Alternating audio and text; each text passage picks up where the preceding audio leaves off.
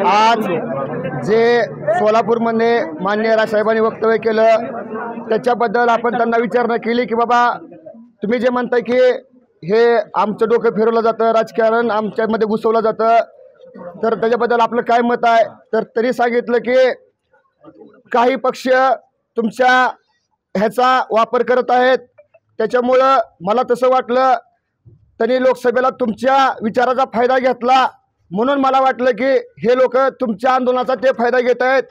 पण आम्ही त्यांना सांगितलं की माननीय जरंगे पाटलाची 29 ऑगस्टला भूमिका स्पष्ट होणार आहे. जर त्यांना फायदा होत असेल तर आम्ही पण राजकारणात का उतरू नये म्हणून आम्ही पण राजकारणात यायचा निर्णय घेतला आहे. त्याच्यामुळं त्या विषयाला तो विषय मिटला. दुसरी गोष्ट आम्ही त्यांना विचारलं की बाबा तुमची मराठा आरक्षण बद्दल तुमची काय भूमिका आहे ती स्पष्ट करावी. त्यानंतर त्यांनी सांगितले की मी आत्ता मान्य जरंगे पाटलाबरोबर चर्चा करतो, त्यांच्या माझ्यामध्ये जे काय संवाद होणार आहे ते उद्या इथं तुळजापूरमध्ये मुक्काम येतं त्यांच्याबरोबर मी चर्चा करतो, त्यांच्याबरोबर भेटतो आणि त्याच्यामध्ये जे काय चर्चा होते ते तुम्हाला मी परवा दिवशी माझी भूमिका स्पष्ट करून सांगतो असं त्यांनी सांगितलं. आपल्या 2 विषयावर त्यांनी हे 2 गोष्टी बोलले. मी कुठल्याही पक्षाचा पदाधिकारी नाही, सर्वांना माहिती आहे. मी 12-13 वर्ष झालं समाजाचं काम करतो. असे फोटो कोणाला कोणी भेटले तो व्हायरल करत असतात. पण माझी भूमिका स्पष्ट आहे. मी मराठा समाजाचा आहे, मराठा समाजासाठी मरण.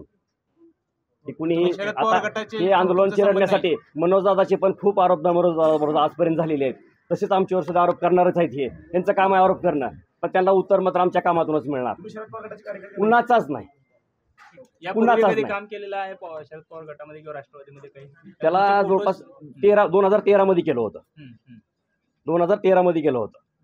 त्याच्यानंतर माझा त्यांचा कुठलाचाही कसला संपर्क नाही. पण हे असं हे चालतंच असतं, लक्षात ठेवा तुम्हाला. हे असे सातत्यानं आरोप मनोजदादाला असं तेच आरोप केले की काँग्रेसचं काम केलं होतं म्हणून हे असे करणारच आहेत आरोप.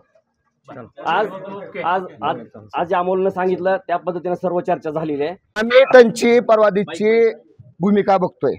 परवादीची जर भूमिका त्यांच्या आरक्षणच्या बाजूने असेल किंवा 50% आतनं जे आरक्षण असेल, दादाची ज्या मागण्या असलेल्या त्या मागण्याला जर सकारात्मक भूमिका असेल तर आपलं त्यांचं जमल, अन्यथा आपलं त्यांचं जमणार नाही.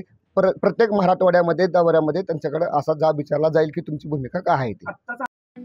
ठळक घडामोडींसाठी देशोन्नती न्यूज चॅनलला सबस्क्राईब करा आणि बेल आयकॉन प्रेस करा.